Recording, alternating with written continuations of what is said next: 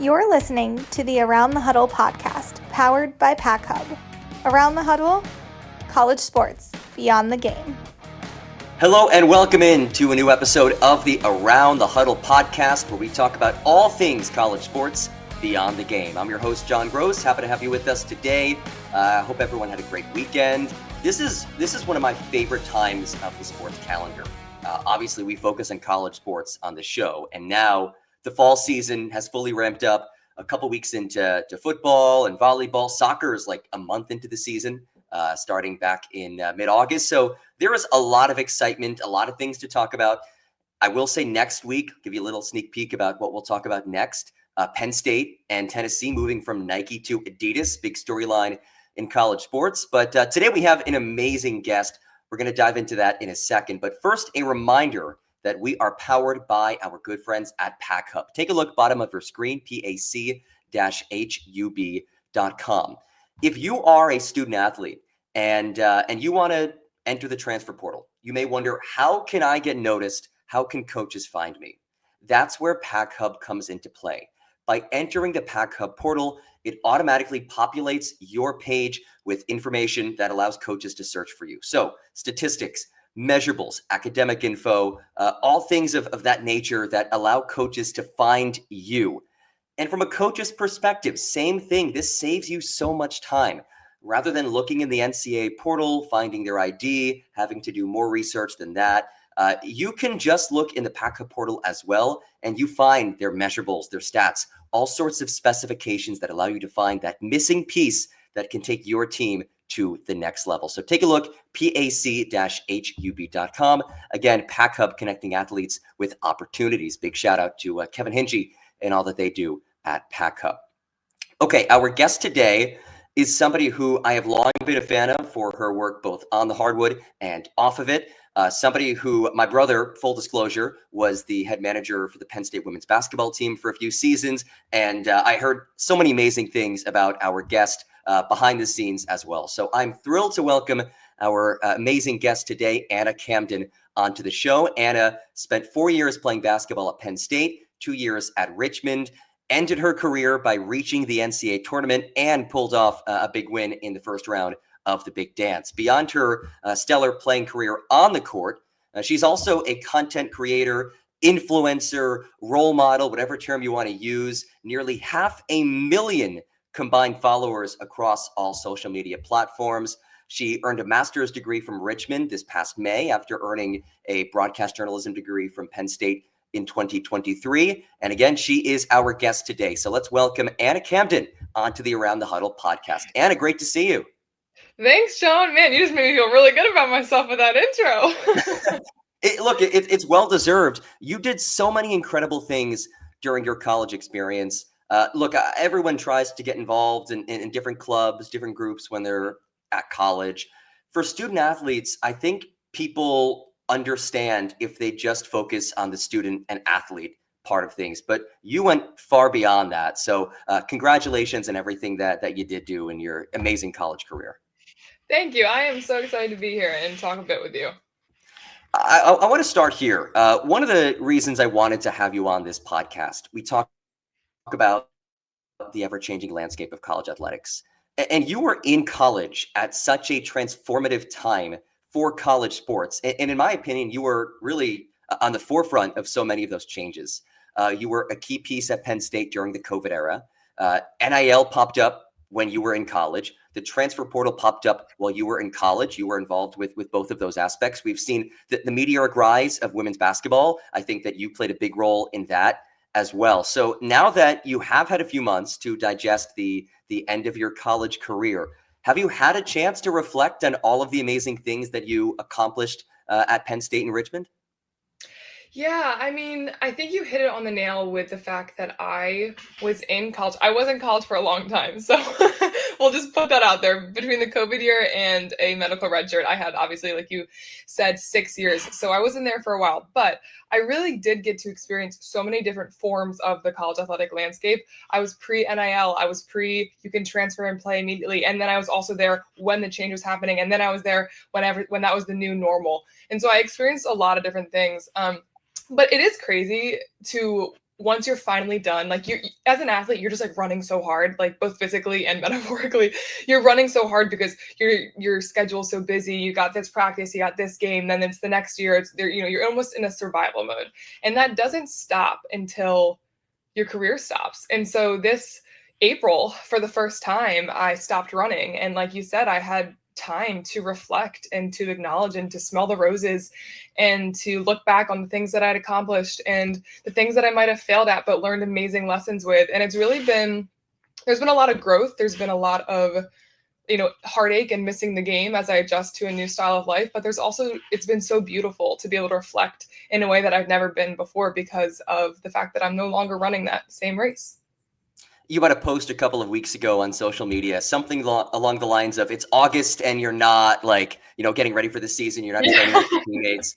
Has it been, because I've heard some athletes say after their pro careers or their college careers that it's tough to adjust to quote unquote normal life. Has it been challenging for you to do that, to not have the same rigid structure that you had for 6 years in college? Yes and no. I will say that the looming day when my career would end was always this like terrifying thing ahead of me. I was so scared that I was going to have this major identity crisis and I wasn't going to know who I was and I wasn't going to be able to function without the game of basketball. But I think something that my 2 years at Richmond did for me were open my eyes to the beauty of the rest of what life has to offer. When I had that year of being sidelined, I was forced to find out who I was outside of basketball. I was forced to find other pockets of joy. And I think that was truly such a gift from God to prepare me for when my career would inevitably end. And so that part has been surprisingly not as hard as I thought it would be. However, the lack of structure, like you mentioned, that's probably been my biggest struggle. I spent my whole life always knowing what was coming next and always being told where to be, what to eat, who my friends were built in from my team. Like I had structure on structure on structure. And all of a sudden I'm just, I get to decide everything for myself now. And, nothing's 100% planned out. And I think that has been a little bit anxiety inducing and something that I'm taking in waves and figuring out as I go. But yes and no, to answer your question. There's been good and there's been hard as well. Totally get that. Always a tough adjustment after college, but I have no doubt that you'll figure it out. I want to go back to the beginning of your college experience. When you got to Penn State, as you said, that was pre-NIL. And I believe I read that you started posting on social media as a content creator in 2020-ish. When did you envision yourself being a content creator, an influencer, when you first got to college, or what kind of led to that? Never. I didn't know what the word content creator, I didn't know the word influencer. I wasn't even the type of person where I was watching influencers on YouTube. Like I didn't even know that was a thing. I was actually one of the people who never wanted to download TikTok. I was like the one that rolled my eyes at it. I can't even believe that because look at me now. That's still me to this day, by the way. Yeah, I was one of those. And then around spring of my freshman year, I finally downloaded the app because I was like, what's all the hype about? And I was like, okay, this is hilarious. This is fun. And then I think I posted 1 or 2 videos just for the heck of it. And they did like so well. And even at that point, it wasn't still a goal of mine to grow my following or to become a content creator. But it just kind of started to happen as I started to share my life. And the Penn State community is just so amazing. That was really my first that was what was getting me, views and followers, was I was sharing life of a Penn State athlete. During quarantine, I would make videos with other athletes. I would reach out to people on different sports and they would send me their videos and I'd make a compilation, just giving Penn State fans what they wanted when there were no sports to support during that time. So it just kind of started to build and build. And it wasn't until probably over a year later that I was just making fun videos that I started to see comments of younger girls being like, "You're who I want to be," or "I want to go to Penn State because of you," or "You're such a role model," or things like that.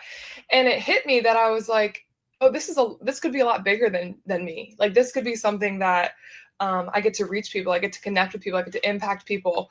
And so I started to actually take it more seriously then, because I really enjoyed the connection that I got with people from all the apps. And then obviously NIL did pass, and then it became a whole nother thing where I could possibly make money and so on and so forth. But it was never a dream that I grew up with, if that makes sense. Yeah, totally get that. And you referenced the NIL aspect of it. Do you feel that your experience, having already been an established content creator, gave you a leg up in that regard, since you had a following and experience pushing content out? I think so for sure. If you are an athlete and you want a brand to pay you money, you need to offer one of two things or both. You need to either be a star player or you need to offer an audience, whether that be from being a great player or from just having it on social media. And so I just had the audience already.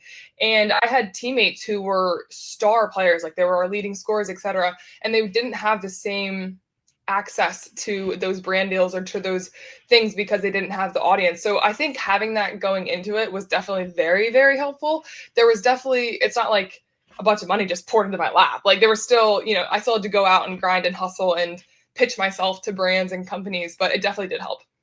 How do you go about deciding which brands you want to work with? I'd imagine that people might be reaching out and you say, oh, I like that brand, or I don't want to work with them. What's that process like for you to parse through the options? A big part of my personal brand and a part of everything that I try to do on social media is authenticity. I will tell that to anyone who listens. Like that is what I care about most, is that people get the authentic, real, unfiltered Anna. And I think I do the same thing. I take that same approach with my brand deals. So if it's not something that I actually would use the brand or I believe in the brand, I'm probably not going to promote it. If I have never used it, like if I've never eaten it, I'm not going to post about eating it. You know what I mean? Yeah.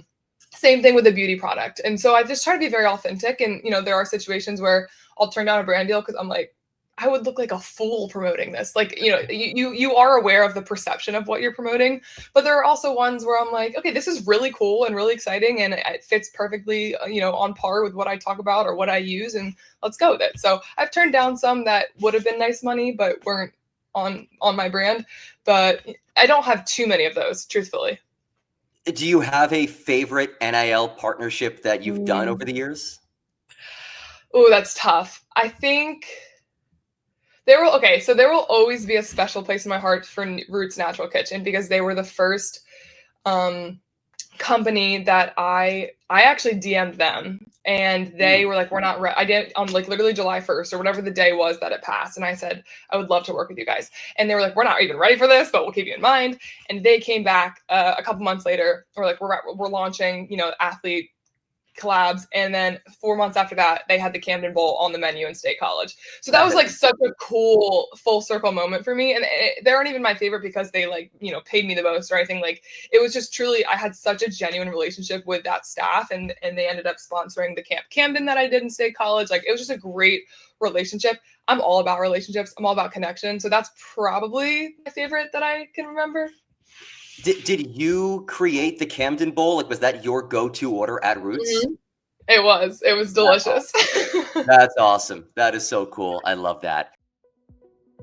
Hi, I'm Michael. I'm one of the PAC-Hub's AI specialists. Today, I want to show you why PAC-Hub is the ultimate platform for college baseball players looking to transfer to a new college program.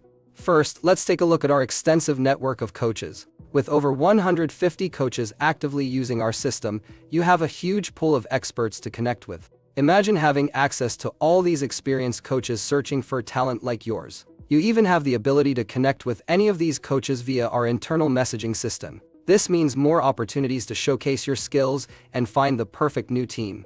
Now let's switch gears and see things from a coach's perspective. Coaches can easily search for athletes by position or stat. Let's say I'm looking for a left-handed pitcher with good pitching stats. With just a few clicks, I can find top-performing pitchers who meet my criteria. This efficient search functionality ensures that coaches find the perfect fit for their teams and athletes get matched with opportunities that suit their strengths. PAC-Hub is all about connecting talent with opportunity. Whether you're an athlete looking to transfer to a new college team or a coach searching for the next star player, PAC-Hub has the tools you need to succeed. Don't miss out on the chance to be part of this amazing community. Join PAC-Hub today and take the next step in your baseball journey. Visit www.pac-hub.com to sign up now.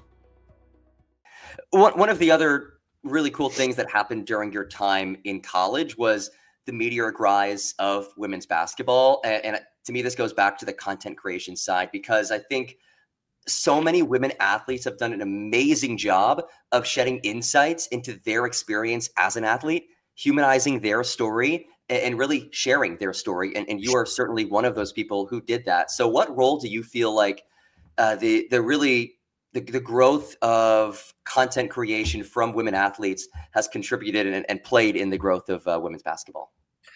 Oh man, that's a great question. I think it's a question that there are a lot of layers to. So I don't want to speak for everyone and everything, but I do definitely think that the way that women are naturally sometimes more vulnerable or more willing to share, like you said, the insight of their life, it draws the audience and the viewer in. And I don't care what anyone says.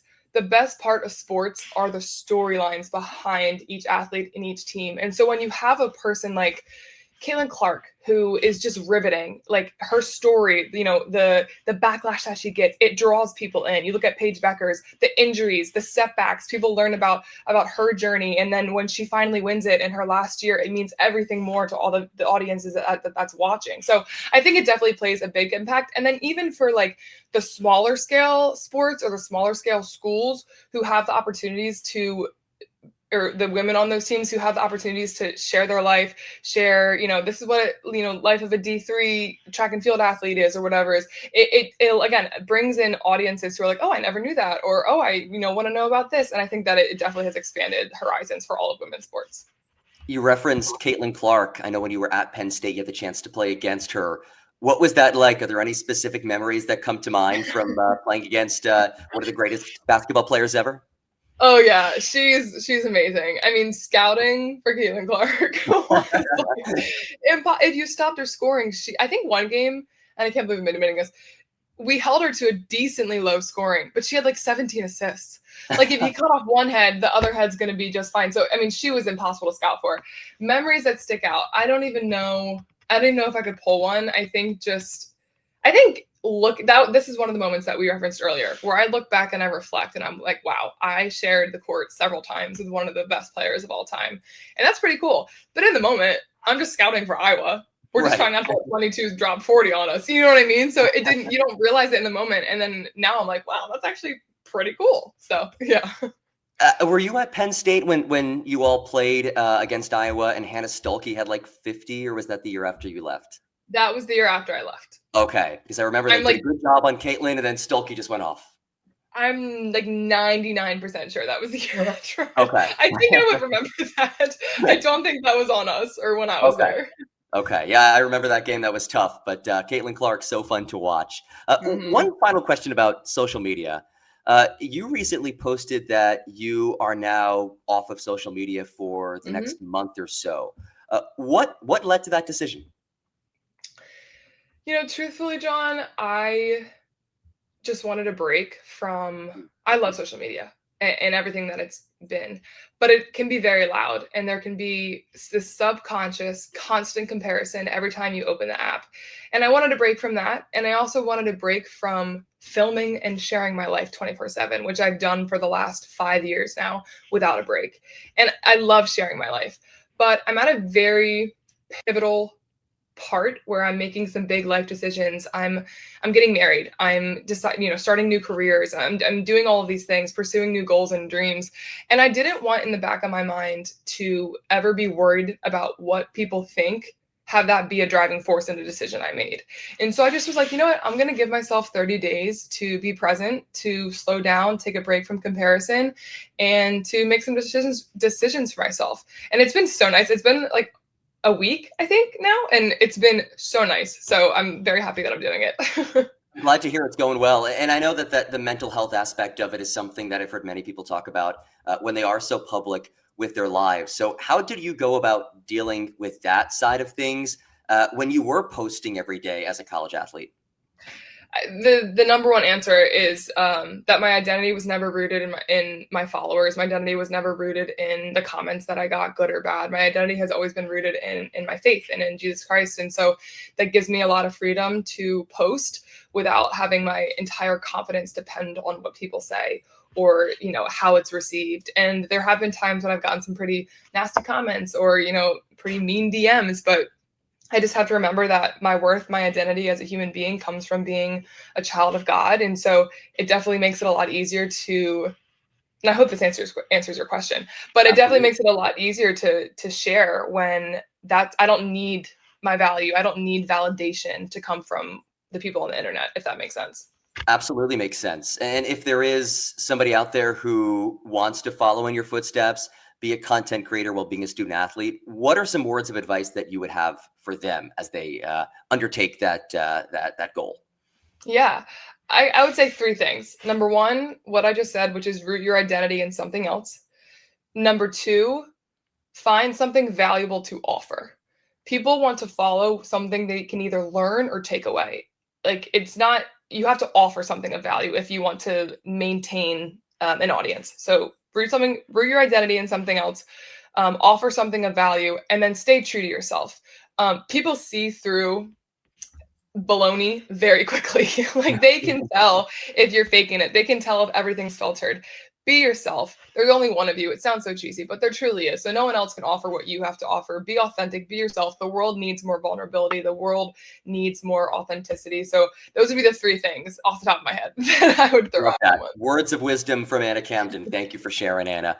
Yeah. A couple more questions for you. You transferred from Penn State after 4 years. You go to Richmond, as you said earlier. You missed your initial season there with an injury, but second season was a big year, made the tournament. Transferring it has become more popular with the transfer portal and no longer having to sit out for a season between transfers. What was that process like? How challenging was it to get acclimated to a new school, new teammates, new academics after being at one school for 4 years? Well, I think it would have been difficult regardless, but I went down and tore my ACL after not even having been on Richmond's campus for 24 hours. It was immediate. I hadn't even unpacked yet. And so I laugh about it. It wasn't funny, but I have to laugh about it now. I was immediately isolated. I was immediately crippled in a lot of ways. And so it was very, very hard. I've never been shy about admitting that. I had no time to form bonds and relationships with these new people until I was just completely isolated. And then I go into surgery. I'm not on the court with them. I'm not out on the weekends with them. I'm at home with my knee propped up on a pillow. And it was very difficult.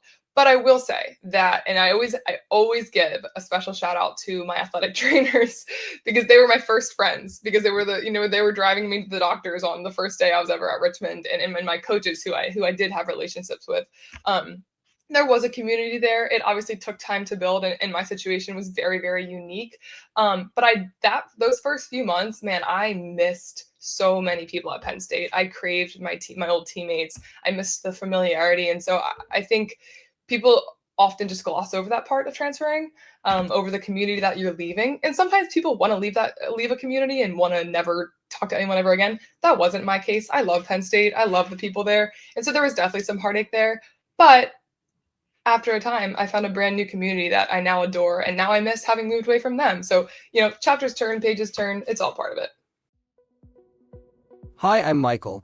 I'm one of the PAC-Hub's AI specialists. Today, I want to show you why PAC-Hub is the ultimate platform for college baseball players looking to transfer to a new college program. First, let's take a look at our extensive network of coaches. With over 150 coaches actively using our system, you have a huge pool of experts to connect with. Imagine having access to all these experienced coaches searching for talent like yours. You even have the ability to connect with any of these coaches via our internal messaging system. This means more opportunities to showcase your skills and find the perfect new team. Now let's switch gears and see things from a coach's perspective. Coaches can easily search for athletes by position or stat. Let's say I'm looking for a left-handed pitcher with good pitching stats. With just a few clicks, I can find top-performing pitchers who meet my criteria. This efficient search functionality ensures that coaches find the perfect fit for their teams and athletes get matched with opportunities that suit their strengths. PAC-Hub is all about connecting talent with opportunity. Whether you're an athlete looking to transfer to a new college team or a coach searching for the next star player, PAC-Hub has the tools you need to succeed. Don't miss out on the chance to be part of this amazing community. Join PAC-Hub today and take the next step in your baseball journey. Visit www.pac-hub.com to sign up now. You move on after that first season, you persevere through the adversity, and you end your college career by reaching the NCAA tournament. You win a game in the first round. What was that experience like to end your college career on such a high? Man, I think it was the last thing that I needed to check off before I could be done. And to make school history with that first of all, to be a mid-major school that's an 8 seed going out to Los Angeles and wearing white, wearing a home uniform because you are the higher seed, was just more than I could have ever even prayed for my team that year. We were just ecstatic, and we had just lost in the A10 tournament, so we were heartbroken about that. But then our name gets called, and we're an 8 seed, and we're going to LA, and we're like, oh my gosh, this is amazing. And then we get there, and we blow the freaking doors off of Georgia Tech, and we beat them by 30, and the whole world is like, who the heck is Richmond, this A10 school? Like, it was just truly, I couldn't have written it better myself. And of course, during that last season, there were ups and downs. There were games that didn't. I'm so sorry if you can hear my dogs barking. Totally fine. Okay. There were games that were up and down, but the way that it ended, it was all worth it. And to fight through an injury like that, come back for a 6th year, and then see the ball go through the net. Like, I'll never forget that first 3 going down out in LA in that game. Like, I was just like, thank you, God. Like, this is everything that every athlete dreams of since they're a kid. So it was beautiful. As you can tell, I just got very excited even thinking about it. Totally. Look, it's like something out of a movie. It really is a storybook ending to an amazing college career. What advice would you have for somebody who is transferring schools, whether it's 1 year after 1 year out of school or after 4 years at a school like you experienced? If you're thinking of transferring, you're listening to this, I need you to hear me. Do not get distracted by the glitz and the glam of the transfer portal, okay? Every coach is going to roll out the red carpet. They might throw a money bag at you. They might say you're going to play this many minutes and do this and that and the other. Do not get distracted. Before you go into the portal, you should know what you want. Not what school you want, but you should know what you want. Why are you going into the portal? What are your goals? What's most important to you? I knew that I wanted to play and I wanted to win. And so I knew that most likely for those 2 things to definitely happen, I was probably going to get out of Power 5. And I was fine with that. And so when I went out of the portal, I didn't even entertain a single Power 5 school that talked to me. I just went straight to my top 2. I got down to my bottom 2, which were Belmont and Richmond, very quickly because they were both the exact niche that I wanted. And I'm very obviously thankful and glad with my decision. So I would just say, don't get distracted by the glitz and the glam, and know what you want before you go in. So we've talked portal, we've talked NIL. Both of those are 2 of the hot button issues, still controversial to some people. You've experienced both of those things firsthand. If there's anything that you could change about the current state and landscape of college athletics, what would that be? And if there's nothing, that's a fine answer as well.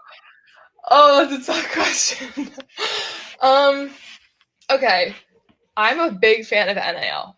However, it has turned into pay to play, and I'm not really a big fan of that. I think that it has gotten a little bit of out of control in certain aspects. I 100% think that athletes should have the ability to make money and profit off their name, image, and likeness. So no one hear what I'm not saying. I'm not saying I'm not a fan of that. What I am saying is that it feels like we're in permanent free agency, where it's just like the highest bidder, and there's it makes me sad to think that these athletes aren't going to have school pride when it's all about money. It's not about the school. You know what I mean? I don't know. I wish that there was more of a structure and a control to the way that NIL was just rolled out. And I think it's very hard to do that. So I'm not necessarily faulting anyone. But it makes me sad to see a loss of school spirit and loyalty and whatnot. I don't know if that made sense, but yeah. It makes complete sense. And I think the point that you bring up about free agency year in, year out is so true, because even in pro sports, you sign a contract, you're there for however long your contract is, 2, 3, 4 seasons. That's it. In college, every off season, you are a free agent. So that's challenging. But okay. And I do think, I do think that athletes should have the free, like, I'm not saying that you shouldn't be allowed to transfer. I transferred and I am so glad that I did. I understand that there are situations that people want to leave or they want to experience something new. I just wish that there was a little more control on how that is rolled out. But yeah, right. You keep going. No, I was going to say, and I think the big issue is kind of the confluence of NIL and the portal both popping up at the same time. Those two have become so linked to one another that it really is pay for play. And we need, I'm with you completely. Athletes deserve to get paid, deserve to make a lot of money. But something has to be worked out. We'll see. There are some big minds out there at play trying to figure all this out. But Anna, you'd have my vote for commissioner of college athletics if you so choose one day.